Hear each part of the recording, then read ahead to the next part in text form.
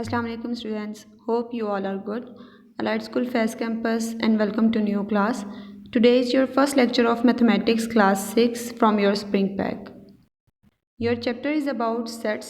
तो आपका बुक का चैप्टर 1 है, यूनिट नंबर 1 है आपका इंट्रोडक्शन टू सेट्स।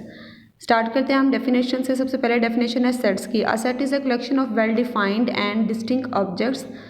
सेट क्या होता है? वेल डिफाइंड कलेक्शन होती है किसी भी चीज़ की, जैसे कि अल्फ़ाबेट्स की कलेक्शन हो सकती है। आप ABCD तक अल्फ़ाबेट्स लिख सकते हैं, आप काउंटिंग लिख सकते हैं, आप सिटीज़ के नाम लिख सकते हैं। और देखें, अल्फ़ाबेट्स, सिटीज़ के नाम आपस में या आपकी काउंटिंग जो है वो एक दूसरे से बिल्कुल डिफरेंट होती है। डिस्टिंक्ट का मतलब है कि वो एक दूसरे से बिल्कुल डिफरेंट होगी, ठीक है। तो एक वेल डिफाइंड और डिस्टिंक्ट ऑब्जेक्ट को जब हम कलेक्टिवली एक ब्रैकेट्स में लिखते हैं तो हम उसे कहते हैं सेट। फॉर एग्जाम्पल उन्होंने नेक्स्ट आपको दिया है AEIOU।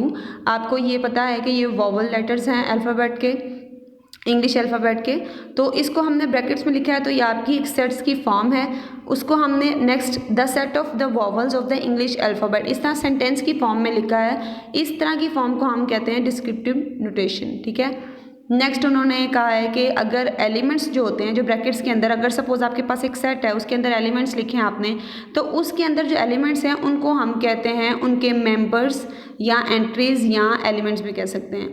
तो एलिमेंट्स ऑफ सेट क्या होता है? The objects in a set are called members are elements of set. जैसे सपोज आप अपने घर में रहते हैं तो आप घर के सारे लोगों को आप कहते हैं उस घर के मेंबर्स। इसी तरह सेट के अंदर जितने भी डिजिट्स हों या अल्फ़ाबेट्स हों, सिटीज़ के नेम हों, जो भी चीज़ लिखी होगी वो उस सेट के क्या होंगे? मेंबर्स या एलिमेंट्स। नेक्स्ट हम डेफिनेशन देखते हैं। सबसे पहले डेफिनेशन है डिस्क्रिप्टिव नोटेशन की।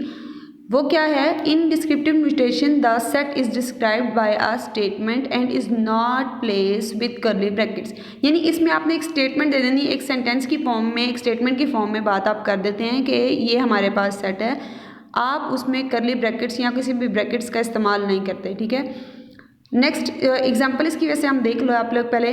The set of the vowels of English alphabets, यानी कि जो आप बता रहे हैं कि आपके पास एक सेट है जिसमें इंग्लिश अल्फ़ाबेट्स के जस्ट वॉवल लेटर्स लिखे हैं। ये आपने देखें एक स्टेटमेंट दी है, इसमें आपने कोई ब्रैकेट्स का यूज़ नहीं किया, तो इस फॉर्म को हम कहेंगे डिस्क्रिप्टिव नोटेशन। नेक्स्ट हमारी है टेबुलर नोटेशन।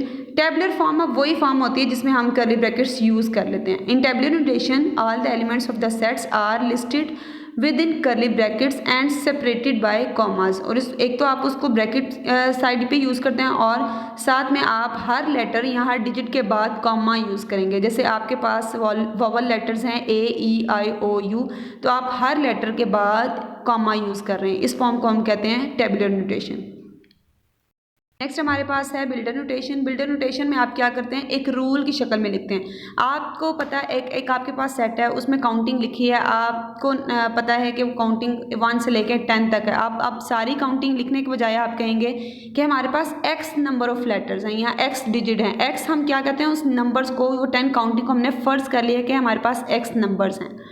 फिर आप कहेंगे कि वो अगर सपोज नेचुरल नंबर से बिलोंग करते तो आप कहेंगे एक्स सच डैट एक्स, जो एक्स नंबर हमारे पास एक्स नंबर्स हैं वो एक्स नंबर्स नेचुरल नंबर से बिलोंग करते हैं, बिलोंग टू n आप लिख देंगे। एंड आप लिखेंगे कि वो जो एक्स नंबर्स हैं हमारे वो 11 से छोटे हैं, लेस देन 11 है। 11 से लेस देन का मतलब है वो 10 तक है, जाहिर है। तो इस फॉर्म को हम बिल्डर नोटेशन कहते हैं। वेन डायग्राम क्या होती है? A Venn diagram is pictorial representation of a set. अब पिक्टोरियल रिप्रेजेंटेशन क्या होती है? आप कोई भी सेट है जिसको आप एक पिक्टोरियल मतलब पिक्चर्स की फॉर्म में, ग्राफिक्स की फॉर्म में आप यहाँ पेंट करके या ड्राइंग की फॉर्म में किसी चीज़ को ड्रॉ करके बताया जाए तो उसे हम कहते हैं पिक्टोरियल फॉर्म। और वेन डायग्राम क्या होती है? अब डायग्राम से आपको पता चल रहा है कि कोई भी चीज़ को ड्रॉ करके बनाया जाता है, हम कहते हैं उसकी डायग्राम है। तो वेन डायग्राम क्या है? जब आप सेट को एक डायग्राम, एक पिक्चर, एक पेंटिंग या आप ड्रॉ करके बताते हैं तो उसको हम कहते हैं वेन डायग्राम।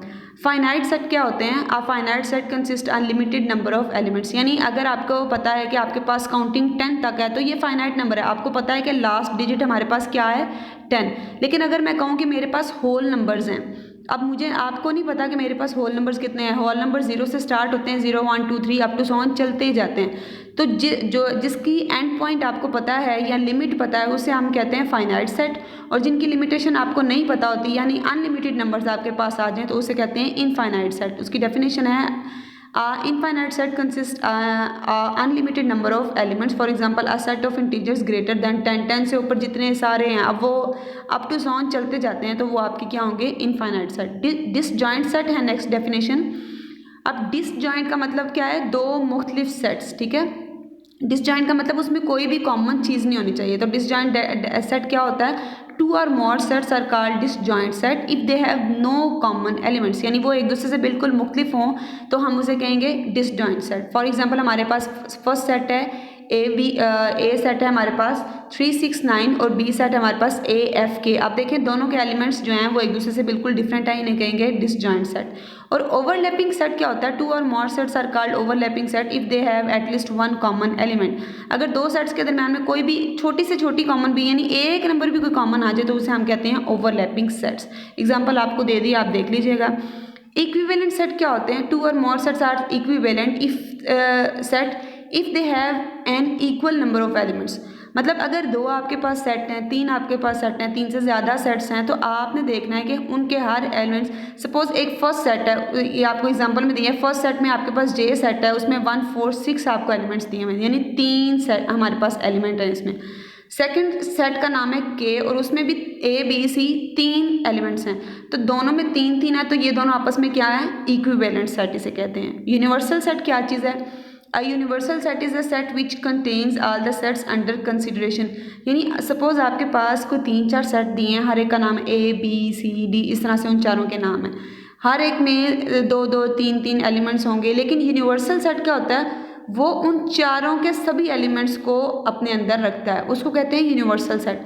यानी अगर मेरे पास 2 सेट हैं, पहले सेट में 2 एलिमेंट्स हैं, दूसरे सेट में 3 एलिमेंट्स हैं, तो आपका यूनिवर्सल सेट में पहले वाले के एलिमेंट्स भी मौजूद होंगे, दूसरे, यानी वो सारे दोनों के सारे एलिमेंट्स को अपने अंदर रखेगा, उसे हम सेट को कहते हैं यूनिवर्सल सेट. ठीक है, नेक्स्ट आपकी एक्सरसाइज 1A का सोल्यूशन है. बुक पे आप देखेंगे पेज नंबर 3 4 पे आपकी एक्सरसाइज 1A है और उसका सोल्यूशन आपको यहाँ पे स्प्रिंग पैक में दे दिया है. क्वेश्चन नंबर 1 2 जो है वो आप बुक पे ही सॉल्व करेंगे और साथ आपने स्प्रिंग पैक पे भी सॉल्व करना है. यानी इसको आपने 2 जगहों पे सॉल्व करना है, बुक पे और स्प्रिंग पैक पे. नोट कॉपी पे यानी कि नोटबुक या रजिस्टर पे आपने सॉल्व नहीं करना. तो आगे उससे अगले क्वेश्चन है क्वेश्चन नंबर 3 4, वो आपने रजिस्टर्स पे सॉल्व करना है. यानी नोटबुक जो आप लेंगे या रजिस्टर आप लेते हैं उसको आपने क्वेश्चन नंबर 3 और 4 उस पे सॉल्व करना है. क्वेश्चन 1 जो है वो आपका है pick out the well defined sets from the following. आपको कुछ सेट दे दिए जाएंगे और आपने उनमें से चूज़ करने हैं कि आपके वेल डिफाइंड सेट्स, जो आपने सेट की डेफिनेशन पढ़ी थी उसके अकॉर्डिंग कौन से सेट्स वेल डिफाइंड हैं, उनको आपने पिक करके यहाँ पे बताना है. तो आपको यहाँ पे सोल्यूशन में आंसर्स दे दिए हैं, आपने इसके अकॉर्डिंग आंसर्स पे टिक लगा देना. नेक्स्ट क्वेश्चन नंबर 2 में आपको एक सेट दिया है P और दूसरा सेट दिया है Q. आपने वहाँ पे सिंबल यूज़ करना है बिलोंग टू. ये जो ई बना हुआ है वो है बिलोंग, यानी कोई चीज़ किसी से बिलोंग करती हो तो हम कहते हैं बिलोंग्स टू, और अगर ई के ऊपर लाइन लगा दें तो इसका मतलब है नॉट बिलोंग टू. आपने इन दोनों को यूज़ करते हुए ब्लैंक्स को फिल करना है और बताना है कि स्टेटमेंट आपस में ट्रू हैं या फॉल्स. तो नेक्स्ट क्वेश्चन है question number 3, list the elements of the following set, also name the sets as A B C. आपको कुछ सेट्स दे दिए जाएंगे और उनको आपने जो है एलिमेंट्स उनके बताने हैं. देन आपने उनके जो हैं सेट्स के नाम भी देने हैं, सब सेट्स को एक एक नाम दे देना है, A B C D randomly. Next question number 4 जो है क्या है, state which of the following form sets. आपको कुछ सेट्स बताए जाएंगे, स्टेटमेंट्स दी जाएंगी और आपने बताना है कि उन स्टेटमेंट्स में से कौन सी जो स्टेटमेंट है सेट्स बनाती हैं.